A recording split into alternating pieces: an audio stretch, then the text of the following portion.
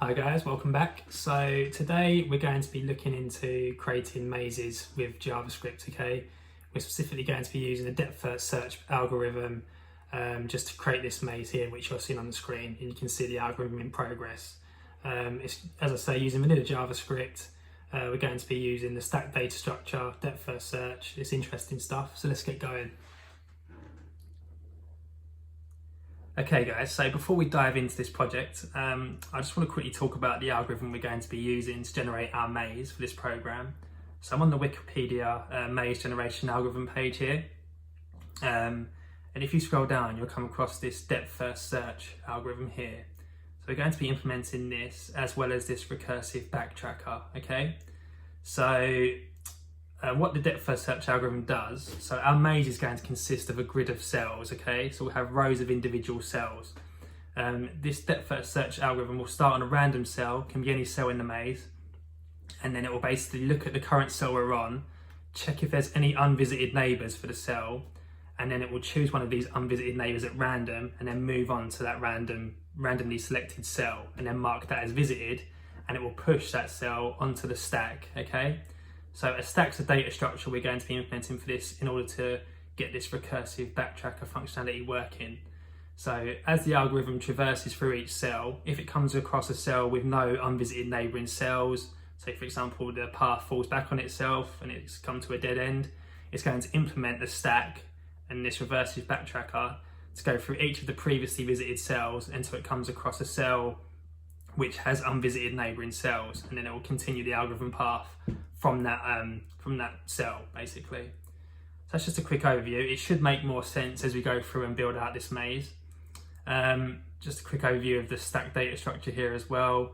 So you can basically think of it as basically say for example if you had a stack of paper on your desk, each piece of paper represents a cell in our maze. So as you traverse through the cells on the grid, it will add the most recently visited cell onto the top of the stack, and then as we implement the backtracker, it will take off the most recently added cell, okay? So we're going to use a JavaScript array to implement our stack data structure. You'll notice we have the push and pop methods here, which we can use with a JavaScript array. So it works great for this maze generation. Okay, so that's just a quick overview of the algorithm we're going to be using. Let's jump into the code now.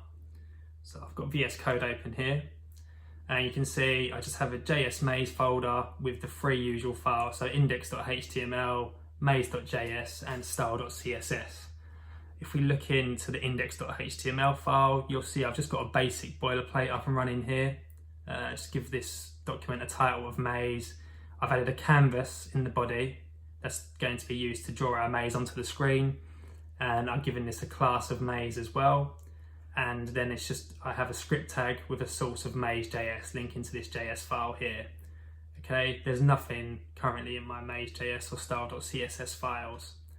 So that's basically it for our index.html, that's all we need. Now we can jump into our maze.js and actually get going with the actual logic code, okay?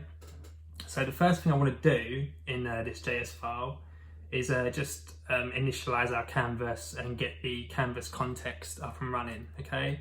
So let's select that canvas tag here first. So we give it a class of maze.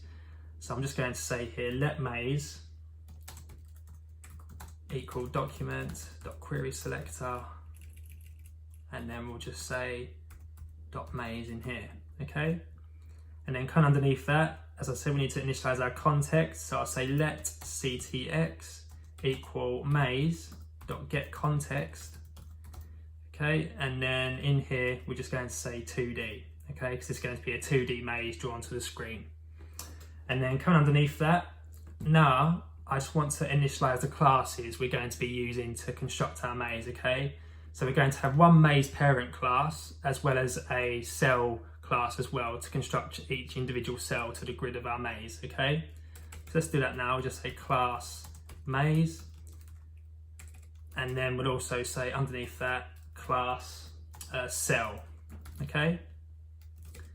And then let's just build out our constructors for each of these classes before we progress with the main body of the code, okay? So if we do our constructor for our maze first, So what this is going to take in, when we initialize a new maze or instance of a maze, we're going to require the size of the maze and also the number of rows and the number of columns for our grid, our maze grid, okay? So then if we come in here, we can just do the usual. So when we fire up an instance, we want to say this.size equals the size we pass in. Then we'll say this.rows equals rows. And then we'll say this.columns equals columns, which we pass in, okay? Make sure that's spelt right. And then come underneath this, so our maze is going to have a grid, as I said. So we'll say this.grid, and we're just going to initialize that with an empty array first, because we're going to call a setup method in our maze, which will create a two-dimensional array representing the rows and columns of cells, okay? And then underneath that, we're going to use our stack as well. So this.stack, and that's also going to equal an array, okay? Because as I said previously, the array has the push and pop functionality. Okay, so coming out of this, that's our constructor done for the maze. Next thing I want to do here is just do our constructor for our cell class as well, okay? So as I said, the cell class is going to be used just to build out each individual cell for our maze grid.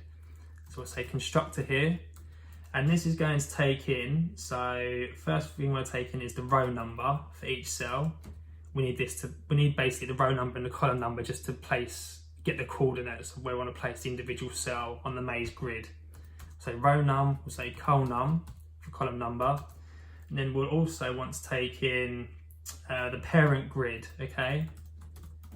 So this will represent this grid up here we create in our maze instance. We need the parent grid because we want to refer to each cell's neighbouring cell, if that makes sense. And that's why we use the parent grid to do that. And then we also want to take in the parent size, okay? So that's what we create here in the maze section, the constructor, the size. We want to also pass that through to each cell of the maze grid. And the reason we do that is because when we draw each cell onto our maze canvas, we need the dimensions of the actual parent maze in order to render them in proportion to the parent maze grid, okay? So that's why we pass in the parent size to each cell. Now let's build out this constructor. We'll just do the same as above. We'll say this.row num equals row num. We'll say this.col num equals col num. And we'll say this.parent grid equals parent grid. And this.parent size equals parent size.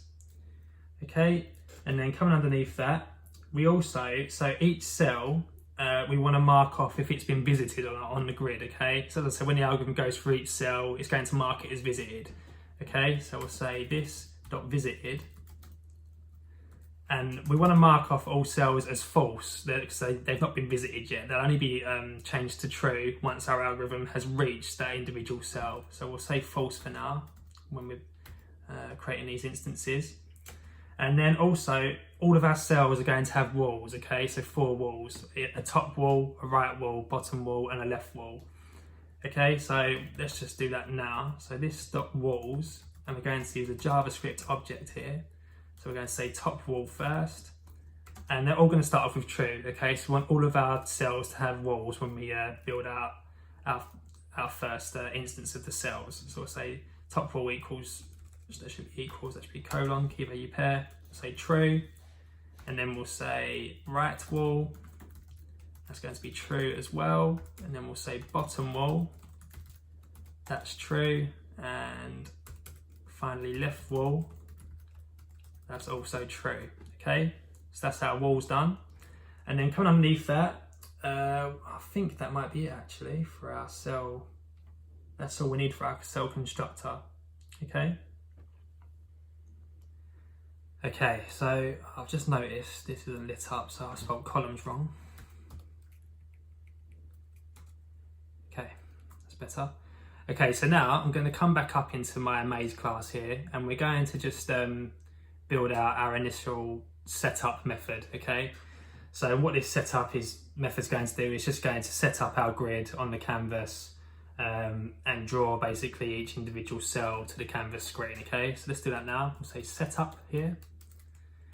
And To do this, we're going to use a nested for loop, okay? So we want to obviously represent the columns, the rows and the columns, okay? So let's do that now. So we're going to say for, and we're going to say let C, for rows, equals 0. And we're going to say whilst the R is less than, and we're going to say this dot rows, the number of rows we pass in here when we build out our maze. We're going to say this dot rows, and then we're going to say R++.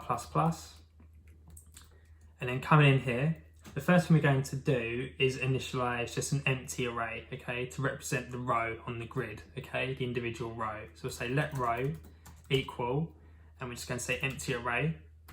And then kind of underneath this, as I said, we're going to do a nested for loop now just to represent each column within the row, okay, so each individual cell. So we're going to say for, and we're going to say here, let C equal 0, C for columns. We're going to say while C is less than this dot columns, and then we're going to say here C++. Okay, so for basically each cell, in this will now go through each cell of our grid, okay? So what we're going to do here is we're going to say we're going to initialize a new instance of the cell class down here, okay? So we're going to say let cell equal new cell. And obviously we need to pass in our row num, our col num, parent grids, and the parent size, okay? So let's do that now. Just to pass in the row num and the column num, all we need to do is just say R and C, okay? Because as I say, we're doing this in a nested for loop. So this will represent the row number, and this will represent the column number in this nested for loop here. So that's what we can pass in there.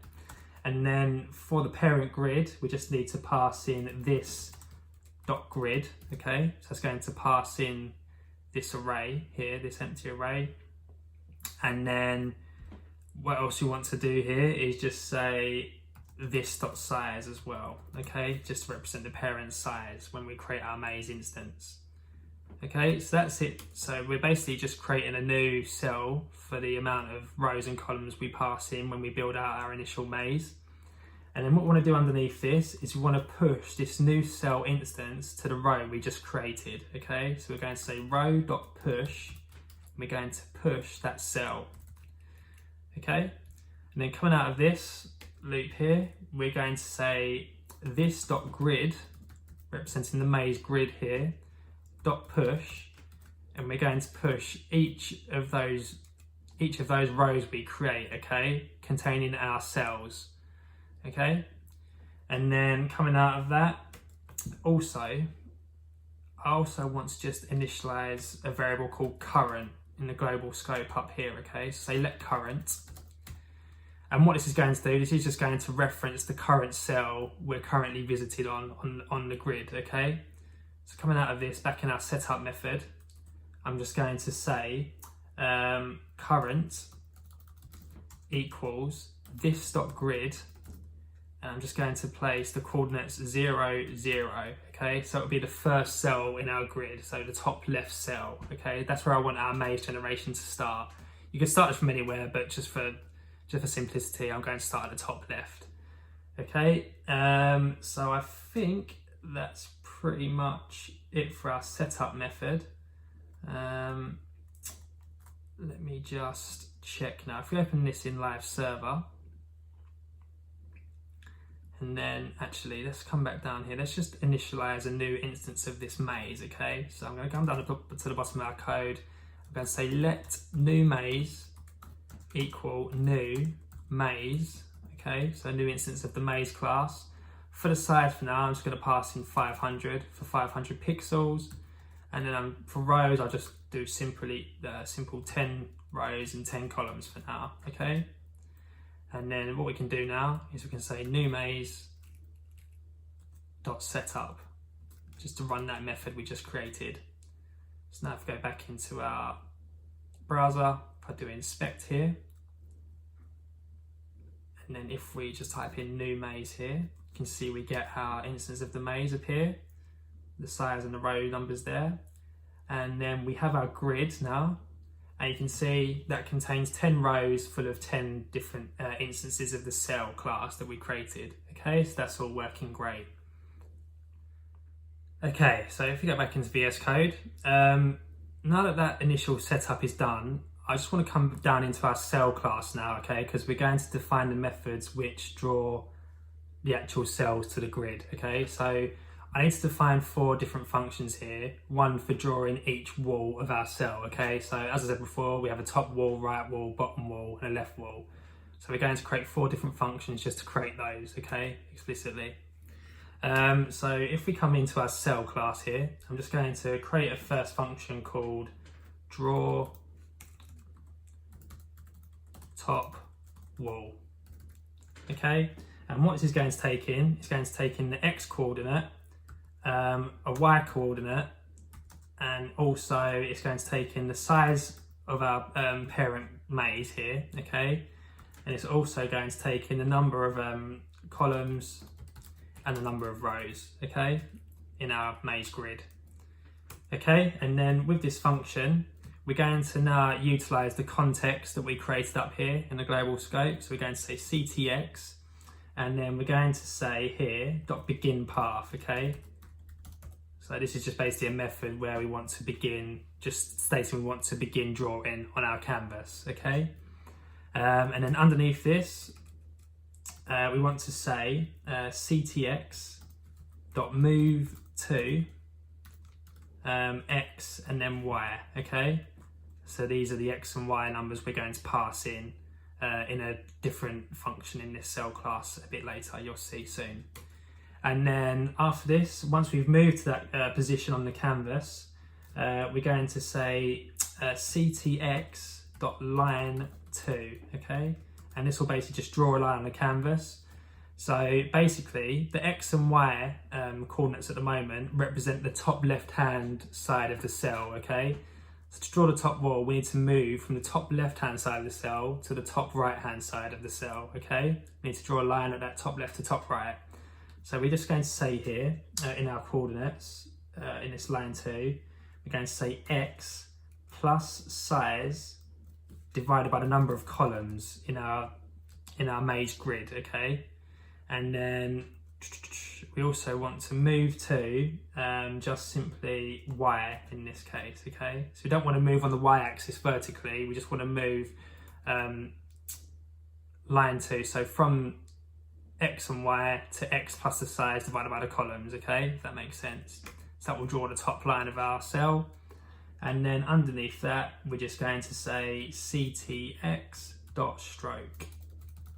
And that's just the actual drawing method, okay? So that's all we need for our top wall. Now let's just do the same kind of thing for the other walls. I'm just gonna copy this. So we'll say draw, we'll do the right wall next. And that takes in the same arguments, okay? And in this case, we want to draw the right wall. We want to move to the x plus size divided by columns first, okay? So that will start at the top right of the cell. So x plus size divided by columns. And then we want to move as well to y plus the size divided by the rows in this case, okay? So, actually bear with me a second, no. We just want to move to y for now, okay? So it's at the top right hand side of the cell. And then in this case, we then want to draw a line to x plus size divided by columns and then y plus size divided by rows. Okay, so that will move from the top right of the cell to the bottom right hand side of the cell, okay? Do the same thing again for the bottom wall.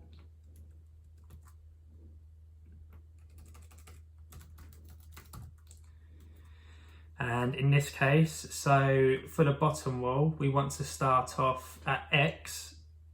So we can take off this size divided by columns in the move to method, just x. And then we want to move to y plus size divided by rows.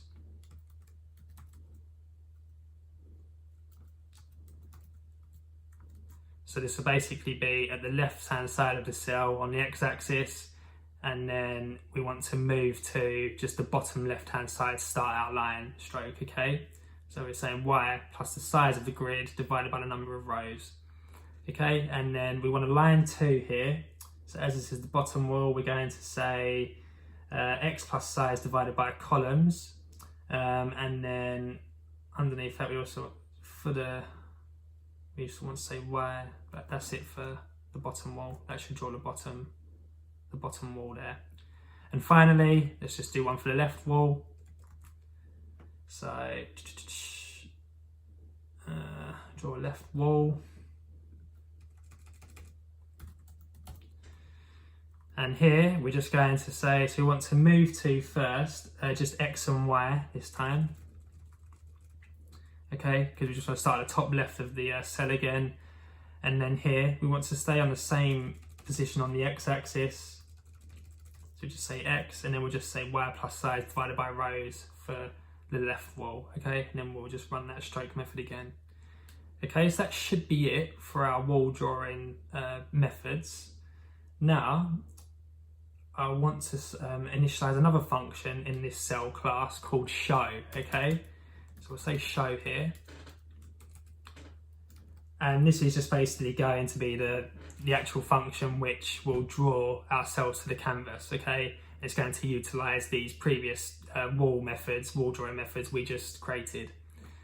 Okay, so we'll say show, and this will take in the parent grid size and the number of rows and the number of columns, okay? And then in here, so in the show method, we're going to say let x equal for the x-axis, and we're going to say this dot columns divided by size, and then we want to divide that by the number of columns. And that shouldn't be columns, that should be this dot col_num. Okay, sorry, referring to the col_num we provide up here. Okay, so I'll say that for now. So this dot col_num, like so.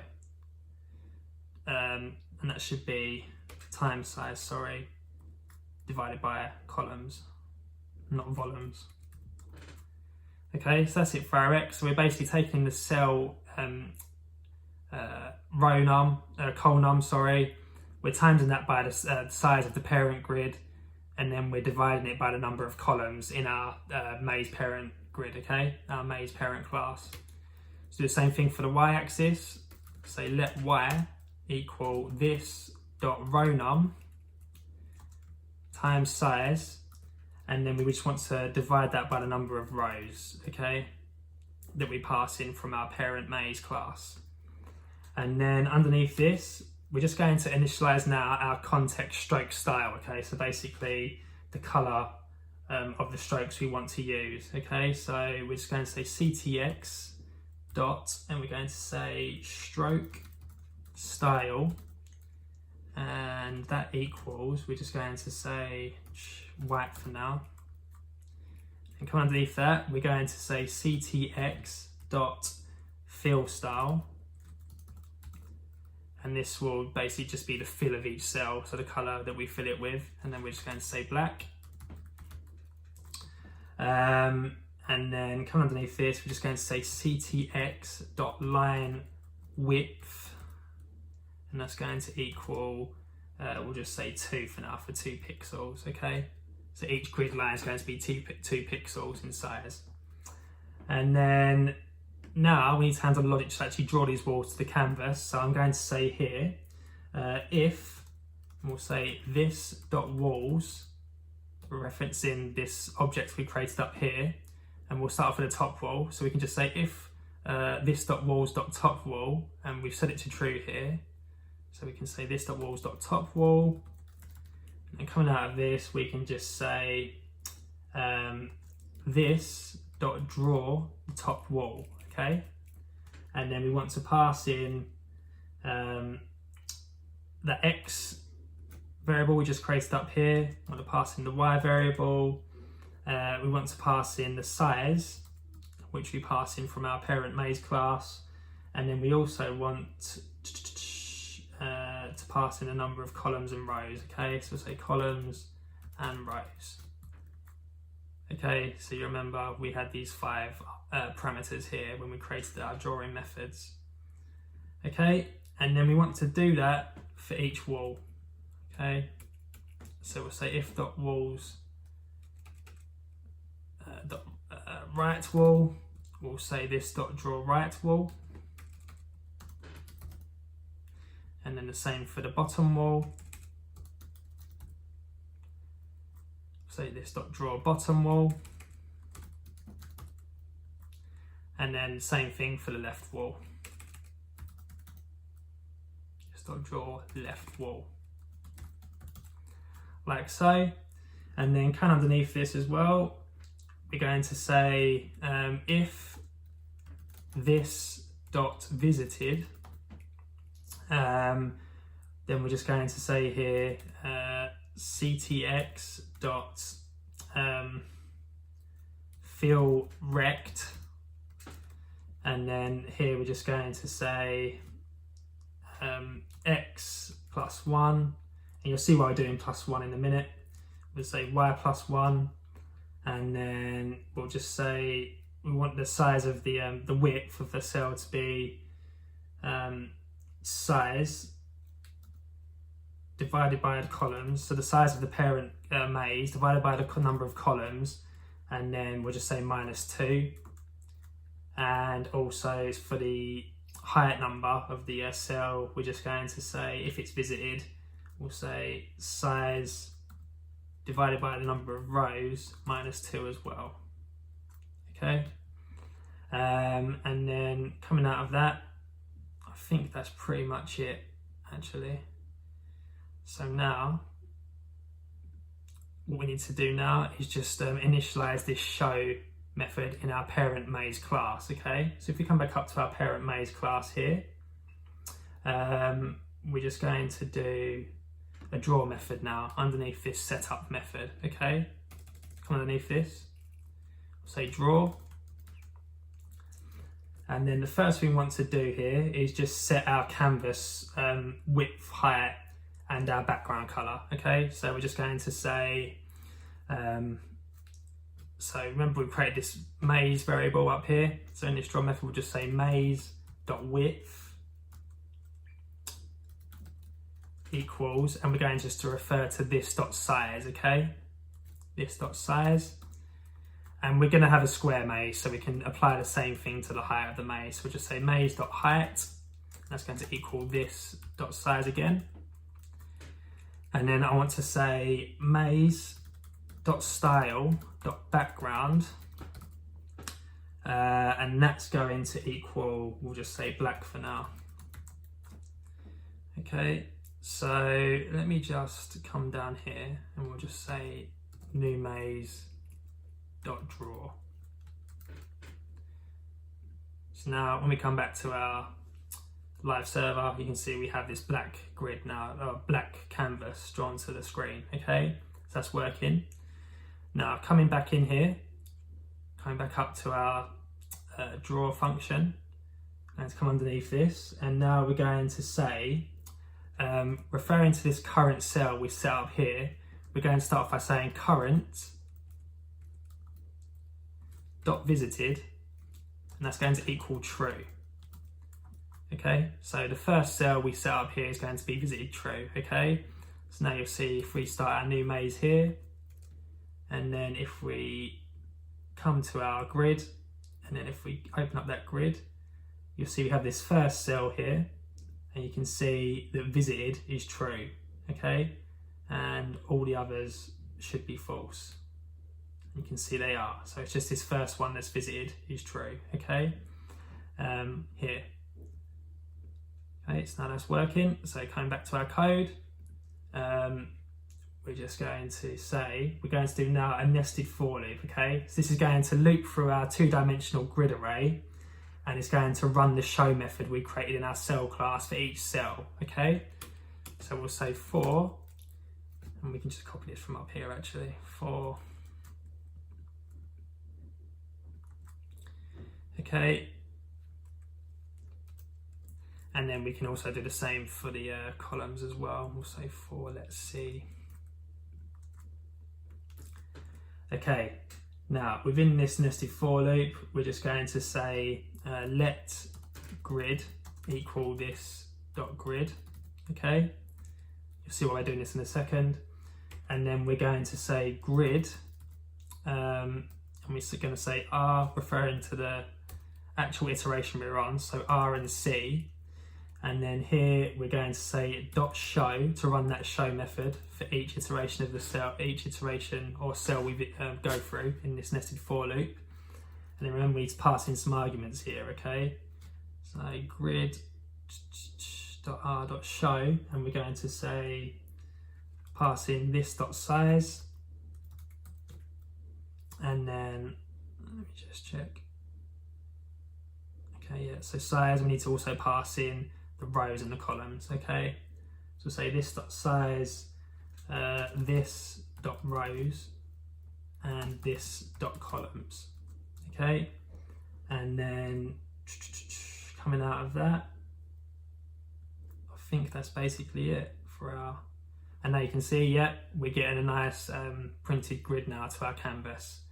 So what's happening here, just to run through it again, we have a nested for loop. It's going through each iteration and running the show method on each cell, which then this show method is checking each individual cell to see if it has its wall set to true. And if they are set to true, then it's running these stroke commands on the canvas, okay? So that's where we're up to now.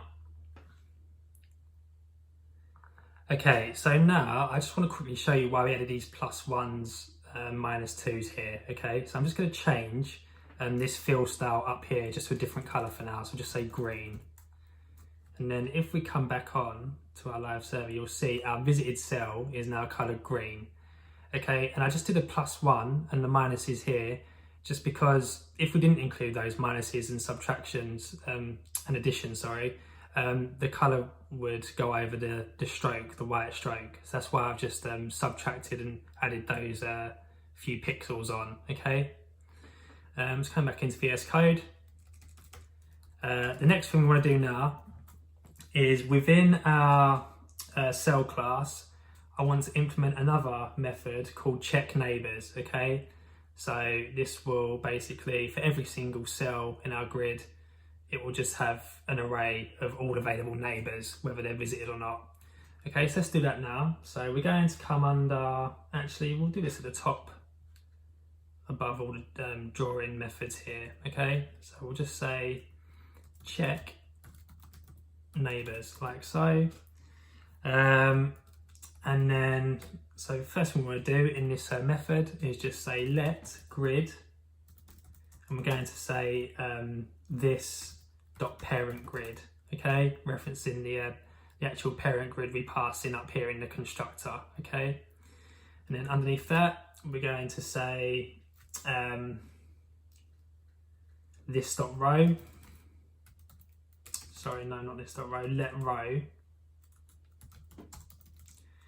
equal this dot row num,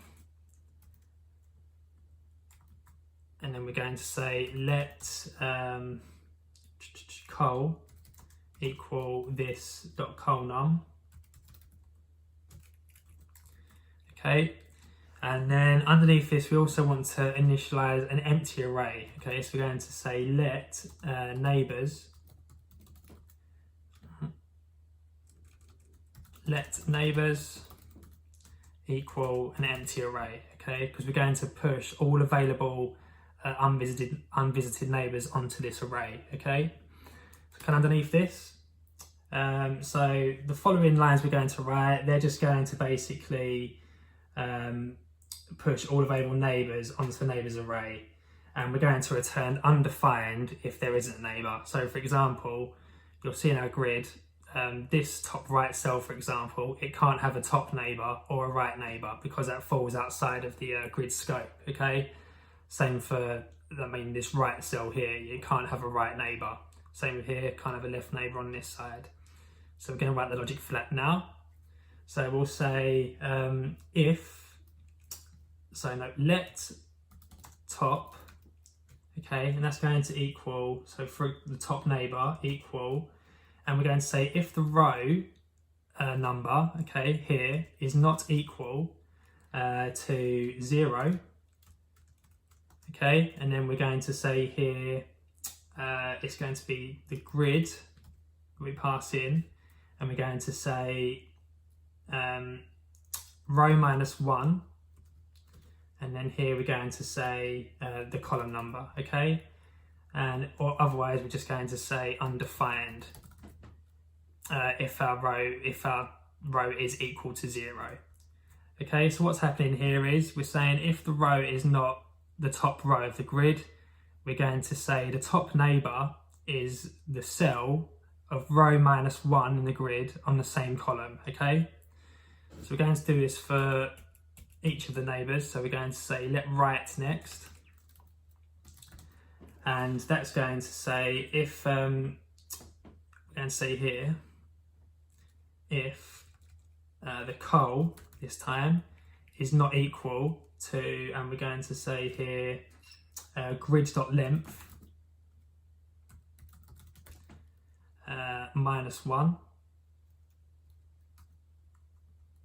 Okay, so this is a two-dimensional array and we don't want it to exceed the number of rows in that grid array. Okay, so that's why I'm saying grid.length, and we're subtracting 1 because obviously iterations start at a 0 index. Okay, and then here we're going to say if it's not equal to minus 1, then we're going to say grid row, and here we just want to say col plus 1 this time. Okay, so for the cell to the right of our current cell, that'll be the right neighbour. Or otherwise, if we are on the very last column, then we're just going to say undefined. Okay, and then kind of underneath this we're going to say bottom, and then here we're just going to say if row is not equal to, and again here we can say grid length minus 1 as well, not equal to grid dot length minus 1, as we have a square grid. Then we're going to say grid row plus 1 this time on the same column. Okay, so we just want to go to the row underneath our current cell. Otherwise, if we're at the bottom row here, for example, if I come here to the grid, then we're just going to say undefined. Okay, and then let's change this as well. So bottom, that's what the error was in the previous screen. We're just going to say let left, sorry, and here we're just going to say if col column is not equal to 0, then we're going to say grid, we want it to be on the same row, and then we just want to do column minus 1. Okay, and then that should be it. And then underneath that we're going to say, so now that we've established our neighbours, we now need to push them onto the array if they're available, this neighbours array up here. Okay, so underneath this we're going to say if, and we'll say top, and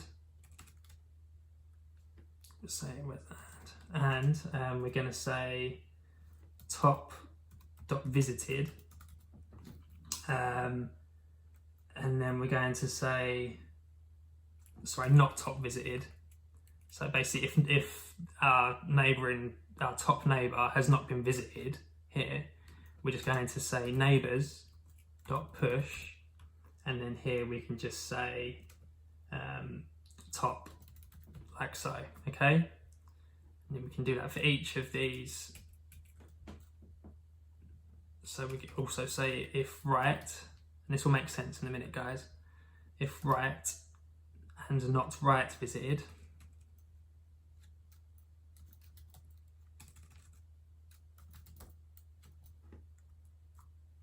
and we say neighbours.push right, and that shouldn't be top, so that should just be top. Same for bottom.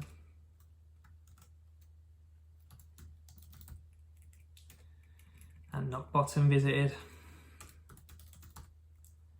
neighbours.push bottom, and then same thing for left and not left visited, neighbours.push left.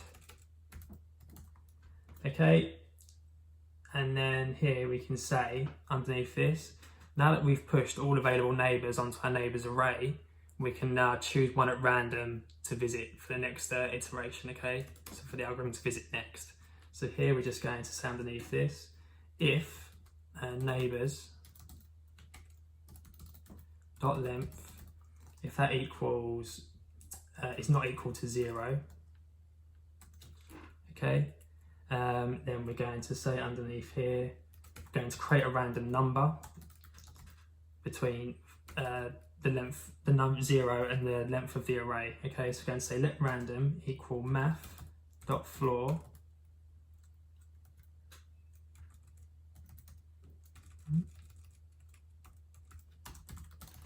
floor, and then we're just going to say math.random, create a random number, and then we're going to say times neighbours.length, okay?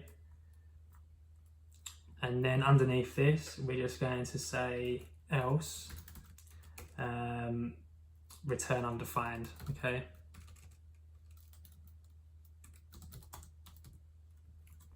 Like so.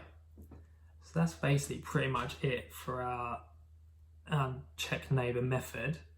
So now what we want to do, we want to come back up into our maze class up here, and then in the draw method we created earlier, so let's just come down here, we're going to say now underneath this nested for loop we're going to initialize a function, or we're going to use that check neighbours function. So we're going to say, we come out of this for loop,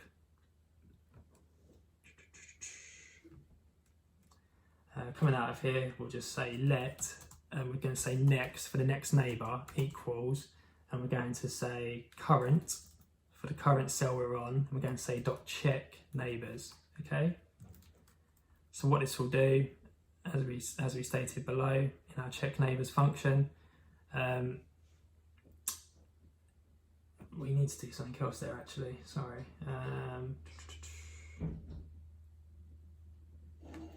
We need to come under here, we need to return neighbours and a random selection from that neighbours array, okay, if there is a neighbour.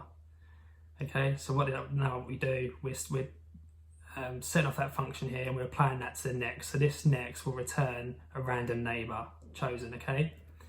And then come underneath here, so we can say after that,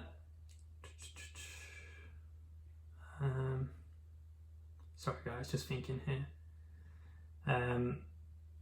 We can say if next, so if there is a neighbour returned, then we're going to say next, and we're going to set visited equals true, okay? Next.visited now equals true, okay? Because we're now visiting that next neighbour. And then we're going to say this dot stack dot push, and we're going to push, part push, and we want to push that, we want to push the current cell that we're on, okay? So we'll push that current cell, and then come underneath this, we're going to say, we also just need to highlight, we need to create another function called highlight, okay? So we're going to say, actually I'm going to come out of this for a second. In our cell class, we're going to need to create two more methods, okay?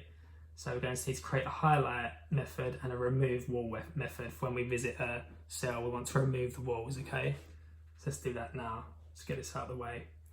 So if we come down here, I'm going to say, in our cell, we'll say remove wall.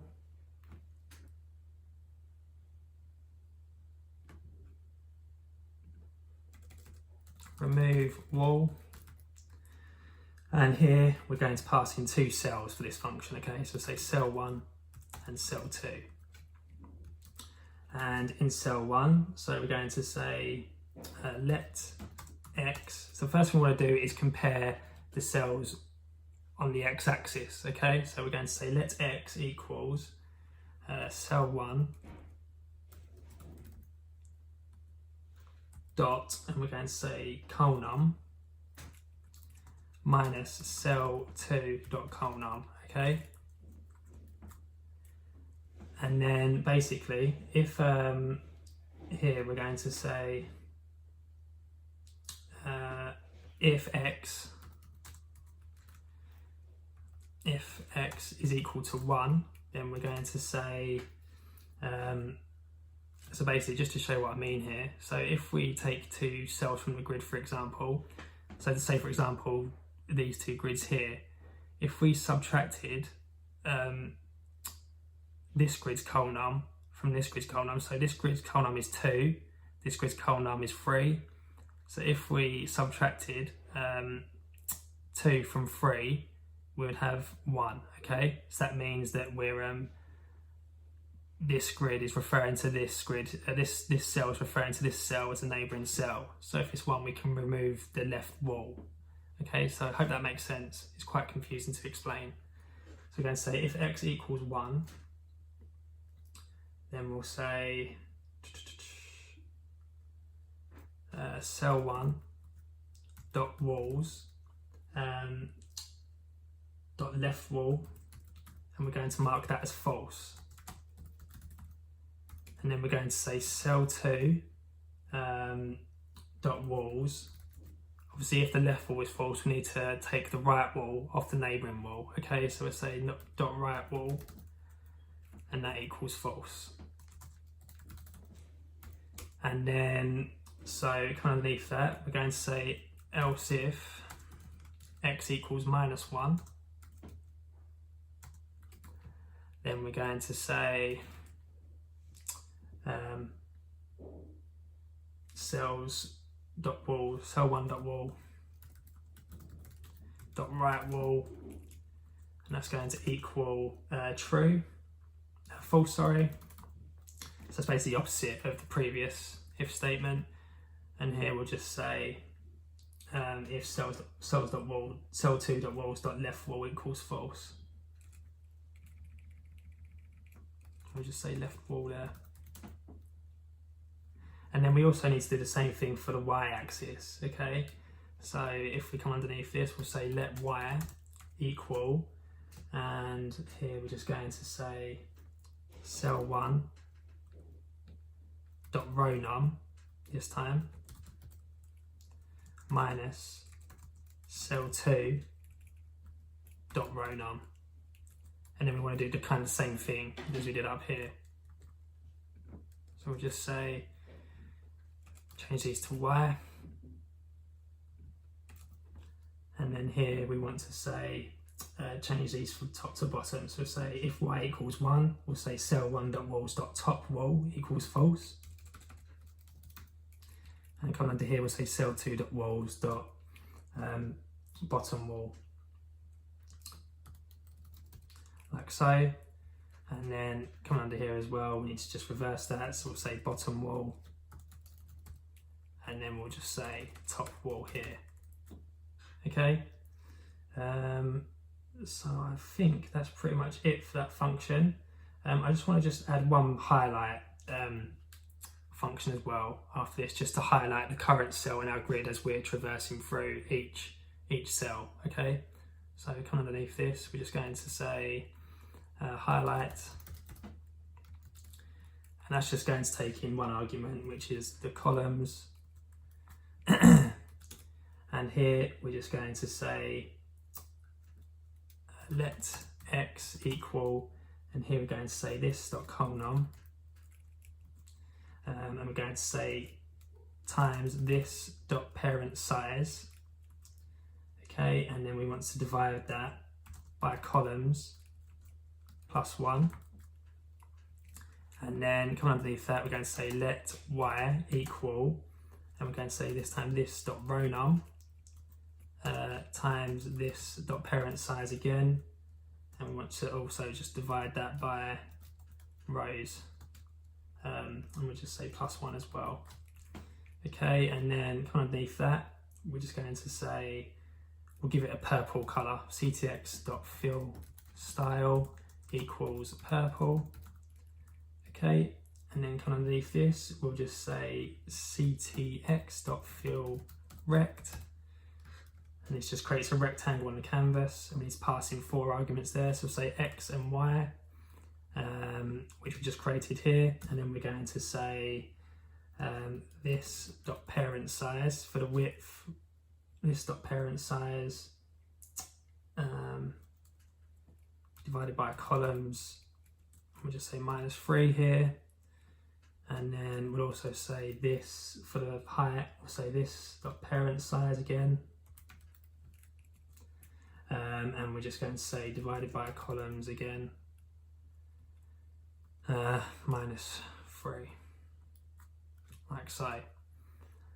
Okay, so that's it for our highlight function. Now we can come back up into our maze class and finish off this draw method here. Okay, so coming back under here, what we did last time, we just pushed the current cell to our stack.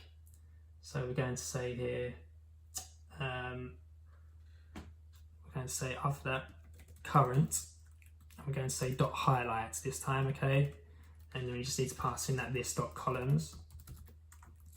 Okay, just so we're basically passing the columns, or it can be the rows, just to get the cell in proportion to the actual parent grid. And then under here, we can just say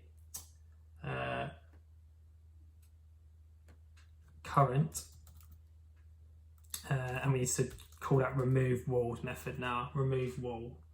Okay, that should be, just for clarity, we should call that walls.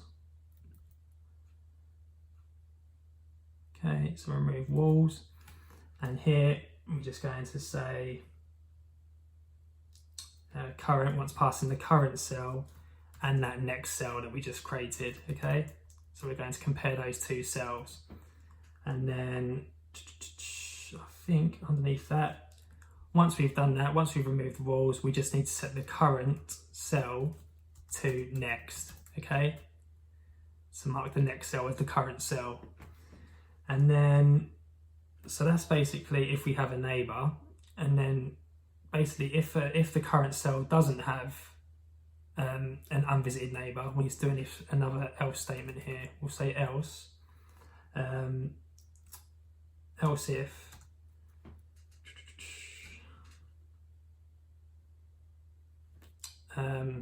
this dot stack dot length is greater than 0. Then we're going to say here, so basically now this is the backtracker. Okay, this is where if we don't have any available neighbors, we have to go to the backtracker. So we're going to say if our stack has some cells available, we're going to say let cell equal this dot stack, and we're going to take the most recent addition to the stack. So we're going to say this dot stack dot pop. Okay, and then that should be it for there. And then underneath this, we can say the current now equals the cell, okay, which we just popped off the stack. So we're setting that to our current cell now. Okay, and this process will continue until we come to a cell which does have a neighbor up here. Okay, and then underneath this, we're going to say current dot highlight, because we want to highlight even if we're backtracking, and we're going to say this dot columns. Okay, and now so let's just see if that's doing anything. So what have we got? Rows is not defined.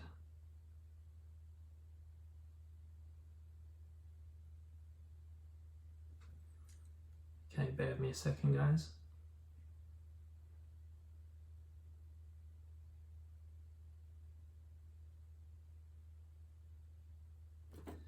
Yeah, so that we just need to pass in columns for now. So we just passed in columns, didn't we? So I can take out, I need to replace that rows. So if we go to our highlight, we'll just change that to columns for now. As we're doing for square maze, it doesn't matter too much.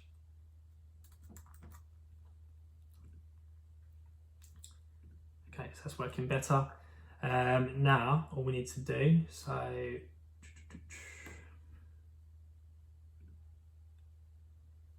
we come back up here, I just want to come underneath this last else statement. It's kind of underneath this. Basically, we want to say if we come out of here, I want to say if, and now I want to say if we have an empty stack, which means all the cells in our grid have been visited. I'll say this dot stack, and I'm going to say dot length equals 0.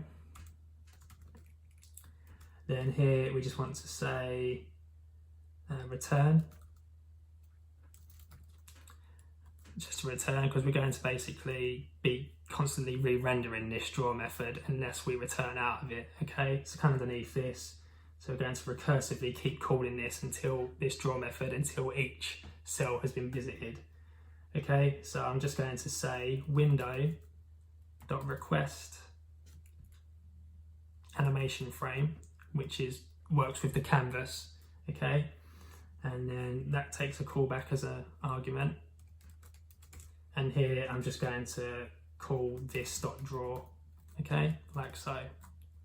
So now you can see, okay, that's not working as expected. Let's just see what's going on here.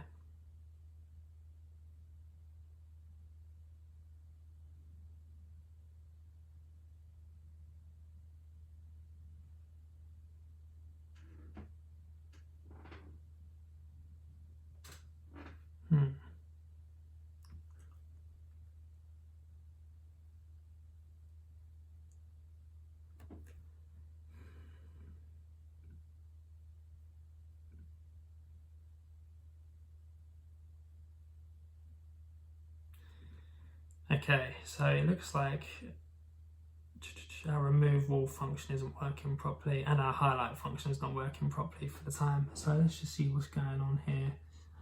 So we'll go down to this highlight method again. So let x equals this dot colnum times this dot parent size divided by columns plus 1. That looks right. This dot row num ctx.fill style equals purple, fill rect,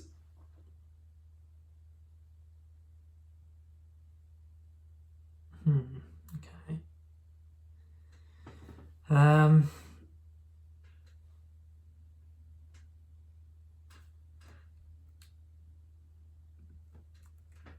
that should be minus for one thing. Okay, so it looks like it's working now. That's where we went wrong there. Let's just try again. Right, so that's working. I just want to know why this highlight method's now not working. Bear with me a second, guys. We should be getting the current cell highlighted. Okay, so it took me a while to figure out what the error was, and it was very simple why we couldn't see the highlighted cell. It's because I had this dot parent grid here and not parent size. Okay, so sorry about that. So now if we go back to our program, you can see now we get the current cell highlighted and you can see the algorithm working. So if we come under here as well, let's just make the main a bit bigger now, for example. So we can say, I don't know, 25 columns, 25 rows. Okay, so now if I come here, we save that. See now we get a lot more rows and columns. You can see the algorithm working much better there. Okay, so I'm going to stop this video there, guys. I'm not going to bother doing any CSS or anything. It doesn't really need it for now.